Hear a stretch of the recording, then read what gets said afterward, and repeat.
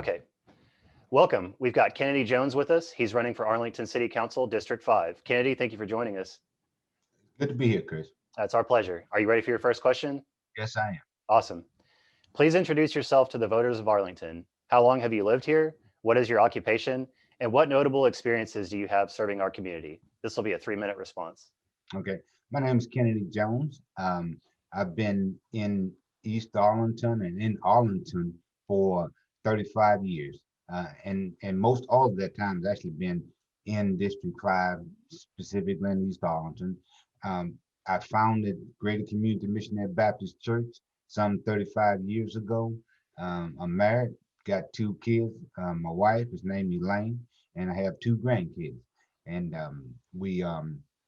my besides being a pastor, I'm a engineer, business entrepreneur, as well as what I consider to be a community servant.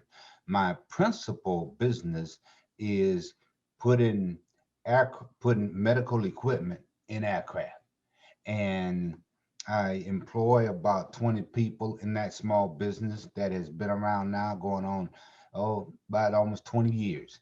I've worked with the FAA, worked over at Vault Engineering, and also worked for the um, Super Collider when it was here some years ago. I've been involved in national and local politics going on for the past 35 years. I really have. I'm actually the son of 2 community activists, and I'm a part of East Arlington Renewal as well as a part of Hannah. I formulated the largest march of conscience in the history of this city on last summer of 2020. Nearly 4,000 people in attendance, and it was a march for equal protection and treatment under the law. Demonstrators from all walks of life were in attendance. I have had meetings where I convened top county officials such as the sheriff and district attorney, all in one room to address community needs. I was instrumental in getting the COVID-19 site put in East Arlington based on the data that was being shown. East Arlington was a primary location to put that. I've worked cooperatively with law enforcement community leaders to change the structure of policing in East Arlington. That was applauded by the city council, and the change in policing policy, things that they said could not be done, we were able to get them done. I supported my church actually supported just recently here in the catastrophe we suffered last week, getting water into East Arlington. And basically, in short, my life has been a life of selfless service and making the difficult choices while engaging politics for the good that it can do to benefit our community and our society. Effectively, I believe in bringing back our economy, attract new jobs, lowering the property tax rate, putting an end to petty crime, reopening all of our business safely, and addressing COVID directly. Early childhood education, increasing the number of grocery stores in District 5, and improving transportation in District 5. Thank you. Okay, ready for the next question? Yes. This one's pretty straightforward. Why are you running for office? I'm running for office because I believe that I can do some good for District 5. I have engaged in those kinds of things that a lot of people talked about but shied away from. When it came to actually looking at the medical crisis, the pandemic, I pressured the city government to put a site in District 5. And it was after having pressured them, they moved the site from the mall up here to District 5 off of New York and Park Road. I also worked with the county commissioner, Devin Allen, as far as not only getting testing here, but pushing to make this the location where they would actually bring in the vaccinations also. I've worked with the policing. They were giving out an inordinate amount of tickets in District 5, specifically over in East Arlington, compared to other parts of the city. And after meetings, we actually concurred, myself, with the top deputy chief over here, that, you know what, we need to fix that. And we came up with a system by which we would actually give people a card, a warning, as opposed to just handing out tickets, because tickets in East Arlington were actually 4 times greater than any other part of the city. And so we were actually able to fix that and get that done.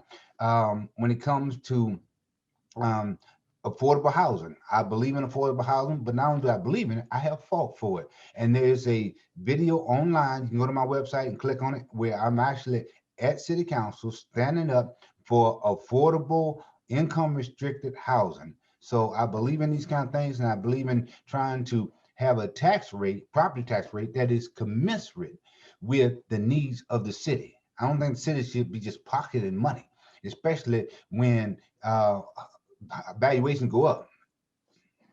Thank you. Okay, next question. What are your top 3 priorities for stimulating small business activity and entrepreneurship in Arlington? This will be a 2-minute response. Okay.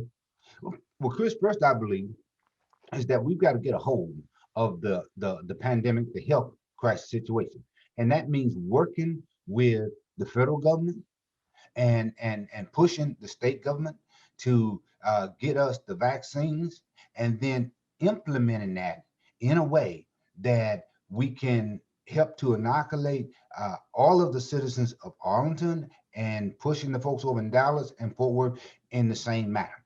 If we get control of that, we can safely bring back our business. We can open up our restaurants. Arlington is a entertainment. We don't have an entertainment district. Arlington is an entertainment city. And so it's woven, entertainment is woven so deeply into the fabric of our city that we have to do the kind of thing that will allow entertainment to flourish. Now, that being said, we have a lot of other stuff that goes on in Arlington, and businesses. I think that our property tax rates, the valuation form, as we don't have control of the valuation, but we do have control of the rate. And so we can make adjustments to say that, you know what, these valuations have gone up, and especially in Arlington, sometimes 15, 20, 30%. So, we can, as a city, we can say, we're going to drop back our portion of the tax rate so that we give property owners a break. So I believe in pushing for those kind of changes. Also, I believe in working with folks like the AISD, the Dan Diaper Center, to strengthen the role of opportunity for the low income kids that in the trades, so that they can come out of school ready to go to work with a job, with a good paying job. Thank you. Okay, next question. Do you feel that the current development impact fee schedule, certificate of occupancy procedures, or permitting processes should be modified? And if so, in what ways? This will be 2 minutes as well. Yes, I do. And the reason why is because I've done this a lot. 35 years ago, I was the founding pastor of Greater Community, which meant that I was the janitor, I was the preacher, and I was the choir member. Yeah, I did it all. And I was, but I was the builder. And so I built our first small church, which was a 40 by 60-foot structure. Then we came back 25 years later, and we built the second, which is a campus that now encompasses 5 different buildings, has almost 5 acres, and in building that, I was instrumental in going back and forth to the city of Arlington, working with the architect, and I know what the permitting process looks like up front. I mean, intricately working with the people, and there are things that we can do.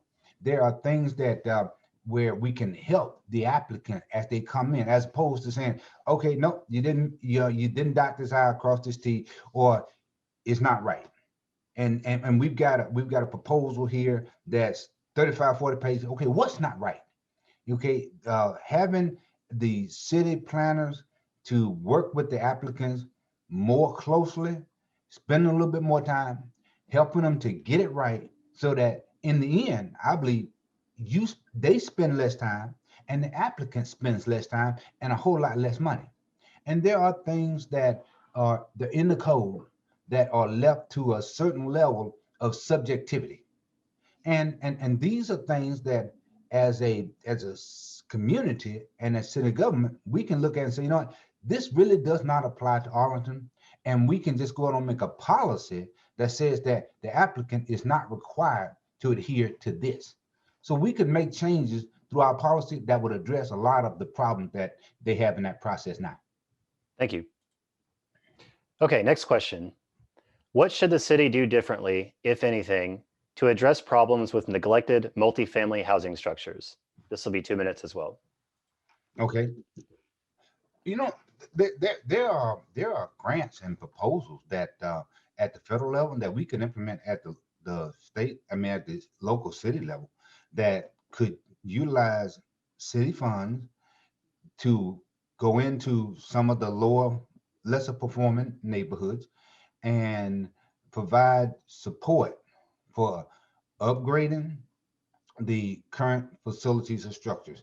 You know, as a getting into this area of town, we built the church building, but we actually I bought probably 7 or 8 different properties around the church, and being intricately involved with that purchasing those properties, what you had to go through to actually do that, and so a lot of these buildings, home, were older.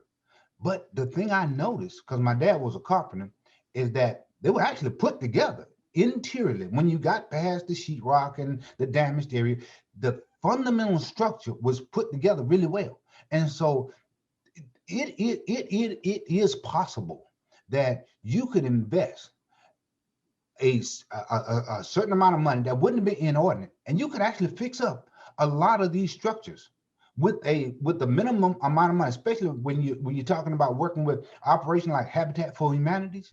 You could actually fix up a lot of, and the thing about it is that a lot of these places are actually on large lots, and so that with a small amount of money investment by the city, we could do a huge amount of good for the neighborhood as well as for the individuals that are seeking lower cost, affordable housing. Thank you. Okay, next question. What sort of policies might you pursue, if any, to promote social justice, equity, and inclusion in our community? This will be 2 minutes. Okay, Chris, you should have gave me 10 on this one, but I'll take 2. All right. Well, here's what some people, they talk a good game. They say, well, we should do this, and we should stop doing this other thing. I've been on the front lines when it comes to social justice.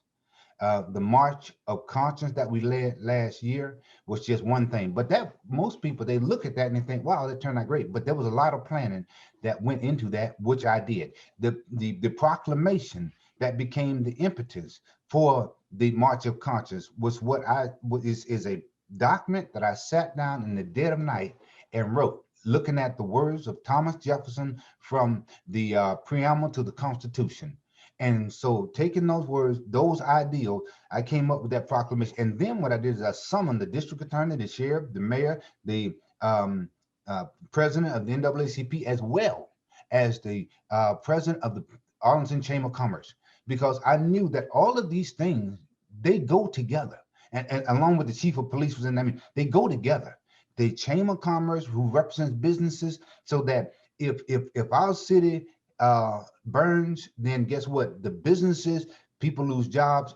It can be devastating across the board. And so by convening this group of people and then talking about what are the things that we need to do to strengthen our relationship with the minority community and to reaffirm those ideals of equal protection, treatment, and law. That meeting led to the March of Conscience. That March of Conscience led to the Unity Council, and the Unity Council led to changes or recommendation of changes in policing, in housing, in healthcare, as well as economic disparity. And I work specifically as a chairman for that economic disparity. So hopefully those proposals, which I think they will, I've been told, will be implemented to change this city fundamentally. Thank you. Okay, next question. What initiatives will you pursue, if any, to address homelessness and poverty in Arlington? 2 minutes as well. Okay, I'm glad you asked that question, Chris, because I have been directly involved with the Unity Council, and and I am the chairperson for the Economic Disparity Subcommittee. And in that subcommittee, we talked about ways in which policy changes that would help to alleviate poverty as well as the widening divide between those that have a whole lot and those that have a whole lot less.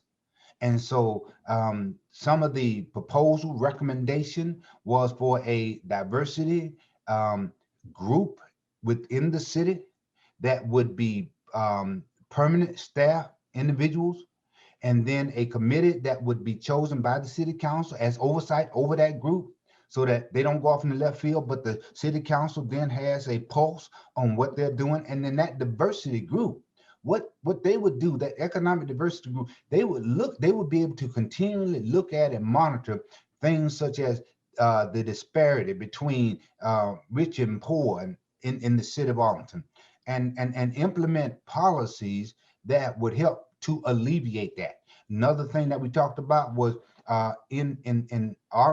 this part of Arlington, in the district's east side, is affording people a reduction in the cost of transportation via through the VIA program. So in other words, if you live over in this part of town, you could actually get a maybe 50% reduction so that you can get from over here to the centers of business where your job may be. And so it was that and several other, but you can look at that economic disparity report that's online. It'll be on my website, and it shows you the other recommendations, which the city has said we're probably going to adopt. Thank you. Okay. What specifically will you do to build better working partnerships with the University of Texas at Arlington, Tarrant County College, or the Arlington Independent School District? This will be 2 minutes. Okay,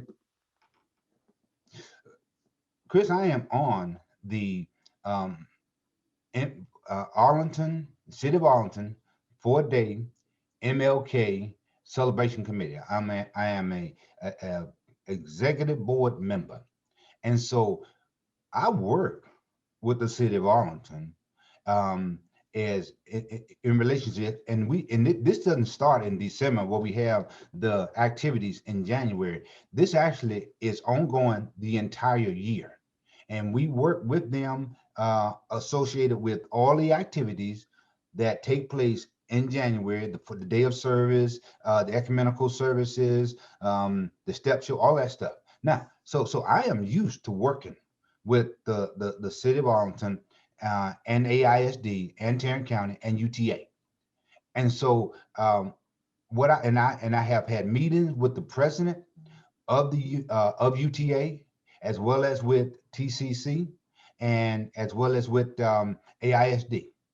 And it's about coming together collaboratively to look at the problems, such as in the schools where we may have students that come out of high school, but they're not in an economic position to pursue a 4-year degree. They're not economically ready to go to UTA. But guess what? We can do things that can help them with, one, finding a job, and that takes both the city and the and AISD, as well as Tarrant County, helping them find a job. And then if we help them find a job, then that'll make it possible for them to then pursue higher education or more education, which then helps them to move up the economic ladder. So there are things, but I have worked with all of these organizations, and I do so now on a regular basis. Thank you. Okay, next question. Do you think that the City Council should take additional steps to mitigate the negative effects of tourism-based economic activity on established neighborhoods and long-term residents? This will be 2 minutes. I know exactly what you're talking about. I worked with a lot of the folks with the Airbnb community, and they had some really great concerns, and it was pretty harsh, I think, the measures that the city took in the cur- curtailing of Airbnbs only to just the entertainment district area. That was pretty harsh, and I think that could have been done a lot better. I get the neighborhoods. I understand what they're saying, and and I think that there were policies that could have been put into place, and it's not that hard. A lot of people, when you say policy and sitting down writing policy, I spent almost 10 years with federal government doing nothing but writing policy. It's not that difficult. You can write policy that makes it possible to where the neighborhood can maintain its quality of life at the same time supporting entities like Airbnb and providing Arlington with more entertainment housing for the people that want to come here. You know, this is an entertainment city. We lose tax dollars, we lose revenue, we lose jobs when people stay in Dallas. You know, they come to town for a game at the Cowboy Stadium, or they come to town for a game at Globe Life Field, and then they stay in Fort Worth or they stay in Dallas. Those dollars should be they should be settled right here. They should be utilized right here in Arlington. And we have to have a way of doing that, getting politics out of it, and with a clear-headed understanding and response, come up with ideals of how we can work together. And we can do this. We can keep the neighborhood safe and livable, and yet at the same time accommodate this business opportunity. Thank you. Okay, this is the final question, and this will be a 3-minute response. What will make you a better candidate for city council than your competitors? I think that the choice is clear. I've been doing this for the last 35 years. I have been working with the police department, changing the policing structure. The changes that have taken place in the police department, I've got memos that they have told me is in direct response to the activity that I did on the equal protection and treatment under the law summit and march that we had. The Unity Council, if you ask anybody in the know, they will tell you that Unity Council was formed because of the summit and the march that we did. That was created in my head, both that proclamation as well as that march. There were a lot of people that said, "You have lost your mind." I said, "No, I haven't. I just found my soul." And I said, not only that, but I believe in the citizens of Arlington. I believe that they will stand with me in this noble and great endeavor. And they did. They did in large numbers, historical numbers. I have stood in city council chamber and advocated for income restricted housing, for affordable housing. I have heard seniors from the District 5 that asked in the council meeting, they asked the question of the city council and the district representative from District 5, Dr. Noonan. They asked the question, what are you going to do for affordable housing? And then I watched as the city council, along with him, voted down time and time again opportunities for affordable housing.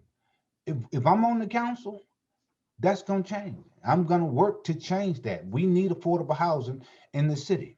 When it comes to youth, I have worked for 35 years with AISD, with the junior highs, as well as with the elementaries, with programs like enrichment programs during the summer, where we provided kids a place to be where they got to study the material.